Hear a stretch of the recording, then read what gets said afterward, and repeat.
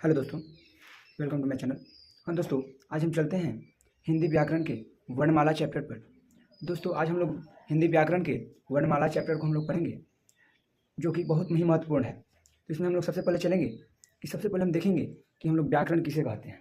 तो दोस्तों, व्याकरण वह शास्त्र होता है, व्याकरण वह शास्त्र होता है जो हमें शुद्ध शुद्ध बोलना, पढ़ना तथा लिखना सिखाती है।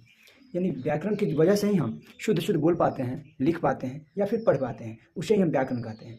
तो व्याकरण का डेफिनेशन हम लिखेंगे कि व्याकरण वह शास्त्र है, व्याकरण वह शास्त्र है जो हमें शुद्ध शुद्ध बोलना, पढ़ना और लिखना सिखाती है, उसे हम व्याकरण कहते हैं।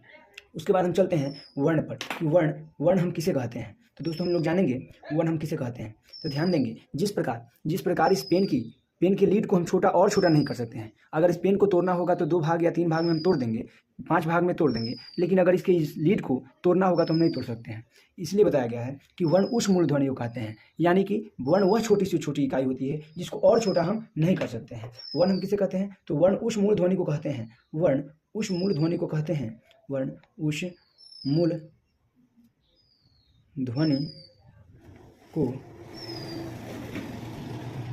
कहते हैं, वर्ण उस मूल ध्वनि को कहते हैं जिसका खंड नहीं किया जा सकता है, नहीं किया जा सकता है।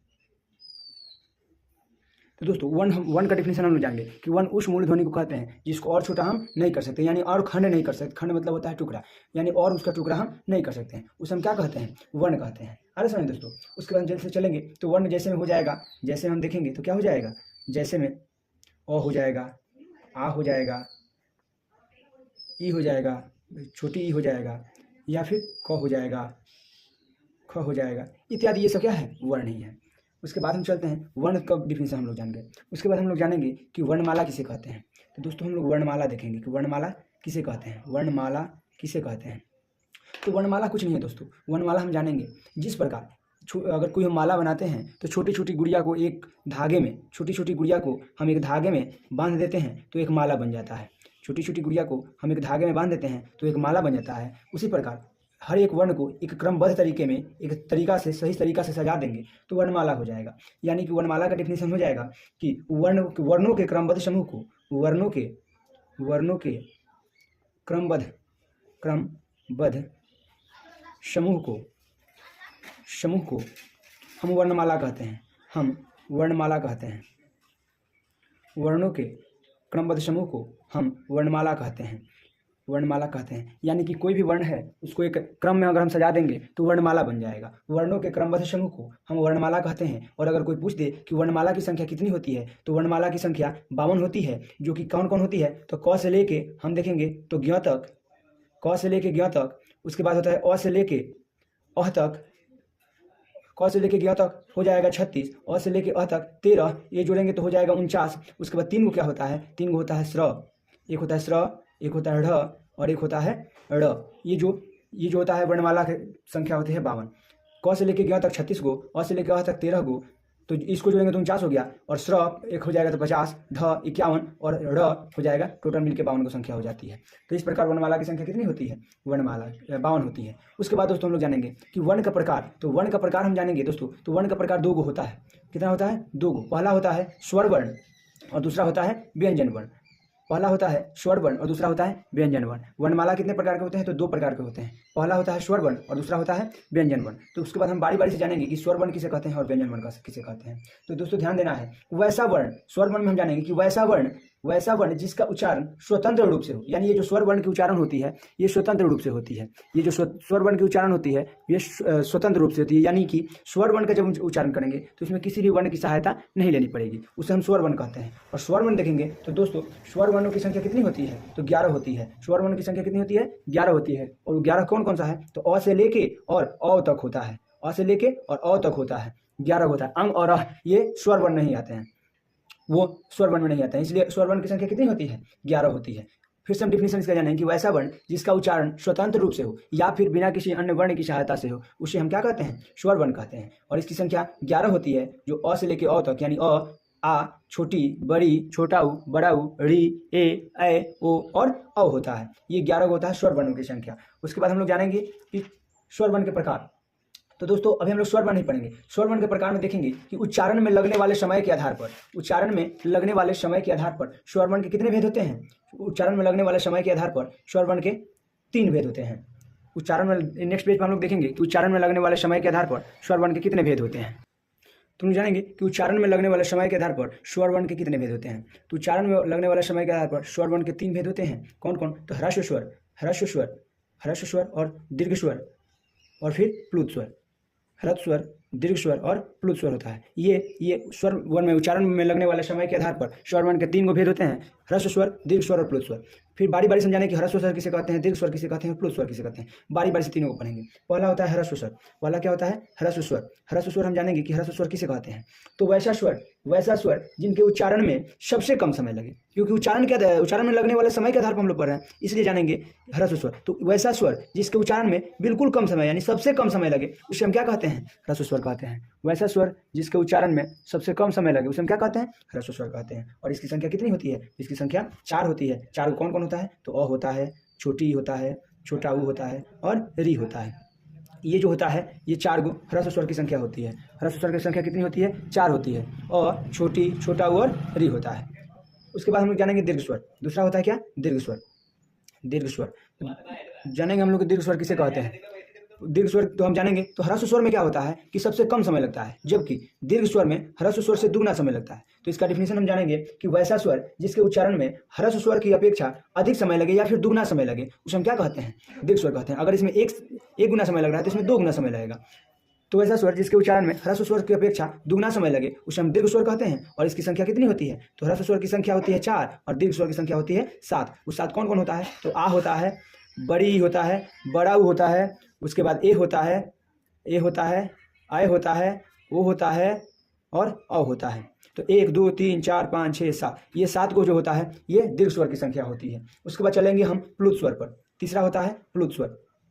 तीसरा कौन सा होता है? प्लुत स्वर। तो दोस्तों हम लोग जानेंगे कि प्लुत स्वर किसे कहते हैं। तो ह्रस्व स्वर की संख्या में सबसे कम समय, दीर्घ स्वर की संख्या में इससे दुगना समय और प्लुत स्वर जानेंगे। तो प्लुत स्वर का डिफिनेशन होता है कि वैसा स्वर जिसके उच्चारण में ह्रस्व स्वर की अपेक्षा 3 गुना ज्यादा समय लगे या फिर सबसे अधिक समय लगे उसे हम क्या कहते हैं? प्लुत स्वर कहते हैं। वैसा स्वर जिसके उच्चारण में ह्रस्व स्वर से 3 गुना या फिर सबसे अधिक समय लगे उसे हम प्लुत स्वर कहते हैं। और जानेंगे जैसे में देखेंगे हम कि जैसे में क्या होता है। जैसे में होता है जैसे हम लोग ओम का उच्चारण करते हैं। तो ओम का उच्चारण करते हैं तो बहुत देर तक ओम का उच्चारण होता है, जैसे ओम। तो ये इसमें बहुत ज्यादा समय लगता है, इसलिए इसे क्या कहा गया है? प्लुत स्वर कहा गया। या फिर किसी को बुलाते हैं तो बोलते हैं कि सुनो सुनो, और इसमें जो चिन्ह लगता है ये क्या है? प्लुत स्वर है। इसकी संख्या बहुत ज़्यादा होती है, अनंत होती है, इसलिए इसमें इसका संख्या नहीं दिया गया है। उसके बाद दोस्तों हम लोग चलेंगे कि जाति के आधार पर। तो देखेंगे कि जाति के आधार पर स्वर वर्ण के भेद। नेक्स्ट पेज में चलते हैं। उसके बाद हम चलते हैं कि जाति के आधार पर, जाति के आधार पर स्वर वर्ण के कितने भेद होते हैं। तो जाति के आधार पर स्वर वर्ण के 2 भेद होते हैं। एक होता है सजातीय स्वर, सजातीय स्वर, और एक होता है विजातीय स्वर, विजातीय स्वर। एक होता है सजातीय स्वर और एक होता है विजातीय स्वर। दोनों को बारी बारी से जानेंगे कि सजातीय स्वर क्या है और विजातीय स्वर क्या है। स मतलब सही और जाति मतलब जाति, यानी एक जाति वाला, और विजाति यानी अलग अलग जाति वाला। यानी यहाँ इसमें देखेंगे एक जाति वाले को सजातीय बोलेंगे और अलग अलग जाति वाले को हम विजातीय बोलेंगे। जैसे अ और आ, ये एक जाति के हैं इसलिए सजातीय हैं। जैसे छोटी, छोटा ऊ, छोटी बड़ी, ये एक जाति के हैं इसलिए क्या है? ये सजातीय हैं। छोटा ऊ, बड़ा ऊ, ये एक जाति के हैं इसलिए सजातीय हैं। जबकि विजातीय क्या हो जाएगा? तो विजातीय में हो जाएगा अ और छोटी, ये अलग अलग जाति के हैं इसलिए विजातीय हैं। आ और बड़ा ऊ ये अलग अलग जाति के हैं इसलिए विजातीय हैं। आ रहा दोस्तों समझ में? तो ये होता है सजातीय और ये होता है विजातीय। अब हम चलेंगे स्वर के उच्चारण पर कि स्वर का उच्चारण कैसे होता है। तो स्वरों का उच्चारण मुख्यतः स्वरों का मुख्यतः कितने प्रकार से होता है? तो स्वरों का उच्चारण मुख्यतः 4 प्रकार से होता है। 4 प्रकार कौन कौन है? तो स्वरों का उच्चारण हम 4 प्रकार से देखेंगे कौन कौन होता है। पहला होता है निर्नुनासिक, निर्नुनासिक। उसके बाद होता है अनुनासिक, अनुनासिक, निर्नुनासिक, अनुनासिक। उसके बाद होता है शानुस्वर, शानुस्वर। और उसके बाद होता है विसर्ग युक्त, विसर्ग युक्त। ये 4 को होता है स्वरों के उच्चारण। तो स्वरों के उच्चारण कोई पूछ देगा कि प्राय कितने प्रकार के होते हैं। तो स्वरों के उच्चारण प्राय 4 प्रकार के होते हैं। निर्नुनासिक, अनुनासिक, शानुस्वर और विसर्ग युक्त, ये स्वरों के उच्चारण होते हैं। बारी बारी से सबके बारे में जानेंगे। पहला होता है निर्नुनासिक। तो देखेंगे हम कि निर्नुनासिक किसे कहते हैं। तो दोस्तों यदि स्वरों के उच्चारण सिर्फ मुख से किया जाए, निर्नुनासिक में देखेंगे निर्नुनासिक, यदि स्वरों का उच्चारण अगर सिर्फ नाक से किया जाए, अरे समझ दोस्तों, सॉरी, सिर्फ मुख से किया जाए, यदि स्वरों का उच्चारण सिर्फ मुख से किया जाए तो ऐसे स्वर को हम क्या कहते हैं? निर्नुनासिक कहते हैं। सिर्फ मुंह से करेंगे तो निर्नुनासिक कहेंगे। जैसे अ हो जाएगा, आ हो जाएगा, छोटी हो जाएगा, बड़ी हो जाएगा, छोटा ऊ हो जाएगा, बड़ा ऊ हो जाएगा, ए हो जाएगा, ओ हो जाएगा, आय हो जाएगा, सॉरी आय हो जाएगा, अ हो जाएगा। तो ये निर्नुनासिक है क्योंकि इनका उच्चारण जो होता है सिर्फ और सिर्फ किससे होता है? तो मुख से होता है। उसके बाद आगे हम चलेंगे अनुनासिक पे कि अनुनासिक किसे कहते हैं। दूसरा है अनुनासिक। तो अनुनासिक में हम देखेंगे अनुनासिक अनुनासिक में हम देखेंगे कि अनुनासिक में क्या होता है। तो यदि स्वरों का उच्चारण नाक और मुख दोनों से हो उसे अनुनासिक कहेंगे। यानी सिर्फ मुंह से हो तो निर्नुनासिक और नाक और मुख दोनों से हो तो क्या होता है? अनुनासिक होता है। जैसे अंग बोलेंगे, बोलेंगे, इसमें मुंह और नाक दोनों आ रहा है, मुंह भी आ रहा है और नाक भी आ रहा है, इसलिए क्या हो गया है? अनुनासिक हो गया है। उसके बाद चलेंगे हम शानुस्वर कि शानुस्वर क्या है। तो शानुस्वर में हम देखेंगे कि जिस स्वर के ऊपर अनुस्वार का प्रयोग किया जाता है उसे हम क्या कहते हैं? और उसका उच्चारण नाक से हो, सिर्फ नाक से हो, उसे हम क्या कहेंगे? शानुस्वर। यानी कि जिसका उच्चारण जिस स्वर के ऊपर सिर्फ अनुस्वार का यूज हो, अनुस्वार का उपयोग हो और उसका उच्चारण नाक से हो, किससे हो? नाक से हो, उसे हम क्या कहेंगे? शानुस्वर कहेंगे। जैसे कि देखेंगे, जैसे हम क्या बोल देंगे शानुस्वर में, क्या हो जाएगा? कंग हो गया ना, सॉरी अंग। तो इसका उच्चारण क्या हो रहा है? नाक से हो रहा है, इसलिए क्या हो जाएगा? ये शानुस्वर हो जाएगा। उसका चलेंगे विसर्ग युक्त पर। तो विसर्ग युक्त में हम देखेंगे कि विसर्ग युक्त में क्या होता है।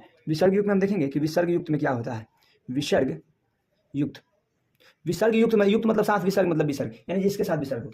तो इसमें देखेंगे कि इसमें स्वरों के बाद विसर्ग का प्रयोग किया जाता है और इसका उपयोग सबसे ज्यादा किसमें किया जाता है? संस्कृत में किया जाता है। संस्कृत जो पढ़ेंगे, संस्कृत भी हम लोग पढ़ेंगे तो उसमें जानेंगे कि विसर्ग क्या होता है। जैसे हम लिख देंगे अतः। तो इसमें ये जो बिंदु दिया गया है इसी को तो हम लोग क्या कहते हैं? विसर्ग कहते हैं।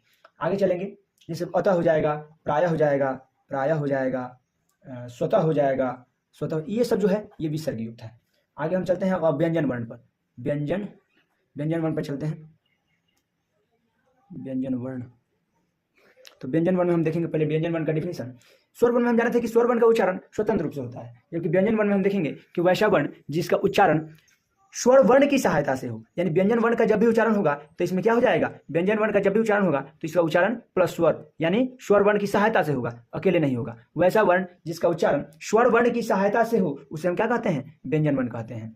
जैसे में देखेंगे क, ख, च, ट इत्यादि सब हो जाएगा, ये क्या हो जाएगा? व्यंजन वर्ण। और अगर कोई बोल देगा कि व्यंजन वर्णों की संख्या कितनी होती है, तो व्यंजन वर्णों की संख्या 33 होती है। कितनी होती है? 33, यानी 33 होती है। बोल देगा लोग कि 33 कौन कौन सी होती है, तो 33 हम बता देंगे क से लेके और ह तक होता है। जैसे कि क, ख, ग, घ, अंग, च, छ, ज, झ, य, ट, ठ, ड, ढ, अ, त, थ, द, ध, न और प, फ, ब, भ, म, फिर य, र, ल, व, तालव्य, श, मूर्धन्य, श, दंत, स और ह। ये जो होता है 33, ये 33 क्या होता है? व्यंजन वर्णों की संख्या होती है।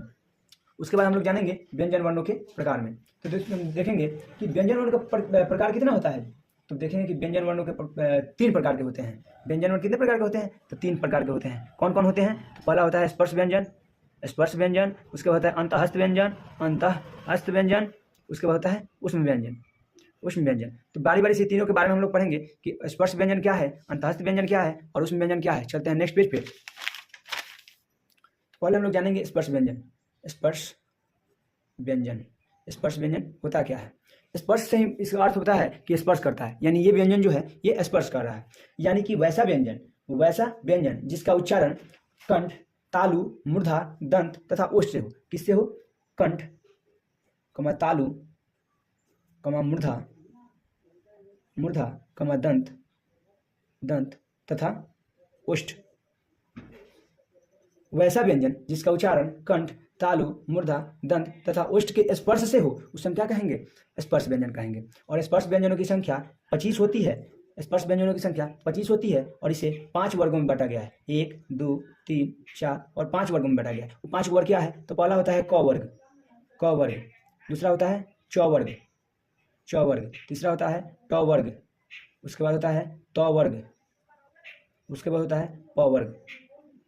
यानी क वर्ग में क से लेके अंग तक के वर्ण आते हैं, च वर्ग में च से लेके य तक के वर्ण आते हैं, ट वर्ग में ट से लेके अड़ तक का वर्ण आते हैं, त वर्ग में त से लेके न तक के वर्ण आते हैं। प वर्ग में प से लेके म तक के वर्ण आते हैं। और क वर्ग का उच्चारण स्थान कंठ होता है। च वर्ग का उच्चारण स्थान तालु होता है। ट वर्ग का उच्चारण स्थान मूर्धा होता है। त वर्ग का उच्चारण स्थान दंत होता है। और प वर्ग का उच्चारण स्थान ओष्ठ होता है। यानी व्यंजन वर्णों की संख्या 25 होती है और इसे 5 वर्गों में बांटा गया है। पहला क वर्ग, और इसमें क से लेकर अंग तक के वर्ण आते हैं जिसका उच्चारण स्थान कंठ होता है। तो कोई बोल देगा क वर्ग का उच्चारण स्थान क्या है, या फिर क ख ग घ अंग, इसमें से कोई भी वर्ण लेकर बोल देगा कि हाँ इसका उच्चारण स्थान क्या है, तो कंठ है। च वर्ग में आता है च से लेकर यहाँ तक, और इसमें से कोई भी वर्ण कोई बोल देगा कि क्या उसका उच्चारण स्थान क्या होता है, तो तालु होता है। फिर जानेंगे ट वर्ग। ट वर्ग में ट से लेके अड़ तक का वर्ण आता है, और कोई बोल देगा कि इस ट वर्ग से ट से लेके अड़ तक में इसका उच्चारण स्थान क्या है, तो वो क्या बताएंगे कि मूर्धा होता है। उसके बाद जानेंगे त वर्ग में, तो त से लेके न तक के वर्ण में कोई भी वर्ण का कोई पूछ देगा कि इसका उच्चारण स्थान क्या है, तो दंत है। और प वर्ग में प से लेके म तक के वर्ण होते हैं, और प से लेके म तक से कोई भी वर्ण उठा के कोई बोल देगा कि उसका उच्चारण स्थान क्या है, तो ओष्ठ होता है। यानी कहने का मतलब जब क वर्ग का उच्चारण होगा तो कंठ आवाज हमारे कंठ से आएगी। फिर अगर च वर्ग का उच्चारण होगा तो जीभ जो है हमारा जाके तालु पर, यानी जीभ के ऊपरी वाले हिस्से पर जाके स्पर्श करेगा, तो इसलिए इसका उच्चारण स्थान ताली बताया गया है। उसके बाद ट वर्ग है, तो ट वर्ग जो होता है इसका उच्चारण मूर्धा है, यानी कि जीभ जो है हमारे मूर्धा पर, यानी दांत के ऊपर जो मसूड़ा होता है उसे मूर्धा कहते हैं, तो उस मूर्धा पर क्या जाके स्पर्श करेगा, इसलिए इसका उच्चारण स्थान मूर्धा है। उसके बाद त से लेकर न तक जो होता है उसका उच्चारण स्थान दंत होता है, और त से लेकर द तक का जो भी वर्ण उच्चारण करेंगे तो जीभ हमारे दंत से स्पर्श करेगा, इसलिए इसका उच्चारण स्थान दंत बताया गया है। फिर उसके बाद प से लेकर म तक में जितने वर्ण आते हैं तो उसका सबका उच्चारण जब करेंगे तो दोनों ओष्ठ जो हमारा है एक दूसरे से स्पर्श करेगा, इसलिए बताया गया है कि इन वर्णों के उच्चारण स्थान ये होते हैं। और इसका याद करने का ट्रिक होता है KTM डू, यानी पहला होता है क वर्ग, फिर होता है च वर्ग, फिर होता है ट वर्ग, फिर होता है त वर्ग, फिर प वर्ग। यानी क वर्ग का उच्चारण स्थान K से कंठ होता है, T से तालु, M से मूर्धा, D से दंत, O से ओष्ठ। क वर्ग का उच्चारण स्थान कंठ, च वर्ग का उच्चारण स्थान तालु, ट वर्ग का उच्चारण स्थान मूर्धा, त वर्ग का उच्चारण स्थान दंत, और प वर्ग का उच्चारण स्थान ओष्ठ होता है। तो ये इसका उच्चारण स्थान होता है। उसके बाद आगे हम लोग चलते हैं। उसके बाद हम चलेंगे कि श्वास वायु की मात्रा के आधार पर व्यंजन वर्ण के भेद जानेंगे। श्वास वायु की मात्रा के आधार पर व्यंजन वर्ण के भेद जानेंगे तो दो भेद होते हैं। पहला होता है अल्प प्राण, और दूसरा होता है महाप्राण। पहला होता है अल्प प्राण, दूसरा होता है महाप्राण। ये अल्प प्राण क्या है और महाप्राण क्या है हम लोग जानेंगे। तो अल्प प्राण में हम लोग देखेंगे कि जिन वर्णों के उच्चारण में श्वास वायु की मात्रा कम होती है, अर्थात हकार की ध्वनि सुनाई पड़ती है, इसमें श्वास वायु की मात्रा कम होगी यानी हकार की ध्वनि सुनाई पड़ेगी, उसे हम क्या कहते हैं, अल्प प्राण कहते हैं। और महाप्राण में देखेंगे कि जिन वर्णों के उच्चारण में श्वास वायु की मात्रा अधिक होती है, अर्थात हकार की ध्वनि सुनाई नहीं पड़ती है, उसे हम क्या कहेंगे, महाप्राण कहेंगे। अब हम जानेंगे कि अल्प प्राण की संख्या कितनी होती है और महाप्राण की संख्या कितनी होती है। तो हम लोग जानेंगे कि अल्प प्राण की संख्या कितनी होती है। तो अल्प प्राण की संख्या 19 होती है। 19 कौन कौन सा होता है, तो प्रत्येक वर्ग का प्रथम यानी प्रत्येक वर्ग का फर्स्ट, प्रथम, सेकेंड या थर्ड यानी तीसरा, और फिफ्थ यानी पांचवा। प्रत्येक वर्ग का प्रथम, तीसरा और पांचवा वर्ण या और अंतःस्थ व्यंजन ये जो होता है ये अल्प प्राण की संख्या होती है। तो हम लोग जानेंगे प्रत्येक वर्ग का पहला, तीसरा और पांचवा वर्ण क्या है। तो अभी हम यहाँ बताए हैं कि स्पर्श व्यंजन को 5 वर्गों में बांटा गया है, क वर्ग, च वर्ग, ट वर्ग, त वर्ग और प वर्ग। तो पूरे वर्णमाला में बोल देगा कहीं भी वर्ग का बात करेगा तो यही 5 गो वर्ग होता है। तो प्रत्येक वर्ग का प्रथम वर्ण यानी क वर्ग का क, च वर्ग का च, ट वर्ग का ट, त वर्ग का त और प वर्ग का प। पहला वर्ण तो ये हो गया। तीसरा वर्ण फिर कर रहा है, फिर तीसरा वर्ण तो क वर्ग का तीसरा हो जाएगा ग, च वर्ग का ज, ट वर्ग का ड, त वर्ग का द और प वर्ग का ब हो जाएगा। ये तीसरा वर्ण हो गया। पांचवा वर्ण क्या हो जाएगा, क वर्ग का अंग, च वर्ग का य, ट वर्ग का अड़, त वर्ग का न और प वर्ग का म हो जाएगा। तो ये हो जाएगा 5, 10, 15 को ये हो जाएगा। और अंतःस्थ व्यंजनों की संख्या 4 होती है जो हम लोग जानेंगे। आगे हम लोग जानेंगे कौन सा 4 होती है, य, र, ल और व, ये 4 गो अंतःस्थ व्यंजन होता है। और ये हो जाएगा तो 15 और 4 मिलकर 19 को हो जाएगा। तो 19 को होता है क्या, अल्प प्राण की संख्या। उसके बाद देखेंगे महाप्राण। तो महाप्राण इसमें अभी बताए हैं हम कि जिन वर्णों के उच्चारण में श्वास वायु की मात्रा अधिक होती है, अर्थात जिनमें हकार की ध्वनि सुनाई नहीं पड़ती है, उसमें क्या कहते हैं, हम महाप्राण कहते हैं। और इसकी संख्या कितनी होती है, तो महाप्राण की संख्या हम देखेंगे, महाप्राण की संख्या 14 होती है। 14 होती है। कितनी होती है, 14 होती है। 14 कौन कौन होती है, तो प्रत्येक वर्ण का दूसरा वर्ण, सेकेंड, प्रत्येक वर्ग का दूसरा वर्ण और चौथा वर्ण, प्रत्येक वर्ग का दूसरा, चौथा और उष्म व्यंजन। ये उष्म व्यंजन क्या है आगे हम बताएंगे। तो प्रत्येक वर्ग का दूसरा वर्ण यानी क वर्ग का दूसरा हो जाएगा ख, च वर्ग का छ, ट वर्ग का ठ, त वर्ग का थ, प वर्ग का फ और चौथा वर्ण क्या हो जाएगा, क वर्ग का घ, च वर्ग का झ, ट वर्ग का ढ, त वर्ग का ध और प वर्ग का भ हो जाएगा। तो ये क्या होता है, और फिर उसमें व्यंजनों की संख्या 4 होती है। तालव्य श, मूर्धन्य श, दंत स और ह, ये जो 4 होता है उसमें व्यंजनों की संख्या होती है। 14 को क्या हो जाएगा, महाप्राण हो जाएगा। अब चलते हैं हम सघोष और अघोष, यानी संपूर्ण स्वर और व्यंजन वर्णों को स्वर तंत्रियों में कंपन के आधार पर 2 वर्गों में बांटा गया है। संपूर्ण स्वर और व्यंजन वर्णों को स्वर तंत्रियों में कंपन के आधार पर कितना बांटा गया है, कंपन के आधार पर, कंपन के आधार पर 2 वर्गों में बांटा गया है। पहला होता है घोष या सघोष, सघोष, और दूसरा होता है अघोष, सघोष और अघोष। सघोष क्या है हम लोग पहले जानेंगे। तो जिन वर्णों के उच्चारण में स्वर तंत्रियों में कंपन होता है, इसमें कंपन होता है, उसे हम क्या कहते हैं, घोष या सघोष कहते हैं। जिन वर्णों के उच्चारण में स्वर तंत्रियों में कंपन होता है उसे हम सघोष कहते हैं। जैसे हम देखेंगे इसमें इसकी संख्या कितनी होती है, तो इसकी संख्या 31 होती है। कितनी होती है, 31 होती है। वो कौन कौन सा होता है, तो सभी स्वर होता है, सभी स्वर, यानी 13 को हो जाएगा। उसके बाद प्रत्येक वर्ग का तृतीय, तृतीय, चतुर्थ, चतुर्थ, चतुर्थ, उसके बाद पंचम, पंचम, पंचम होता है। उसके बाद क्या होता है, अंतःस्थ व्यंजन, अंतःस्थ व्यंजन और ह होता है, अंतःस्थ व्यंजन और ह होता है। तो 13 को ये हो गया, अब 5 को ये हो गया, और फिर 5 को ये हो गया, फिर 5 को ये हो गया, फिर 4 को ये और एक ये 5 को ये, तो 13 और 5 18, 18 5 23।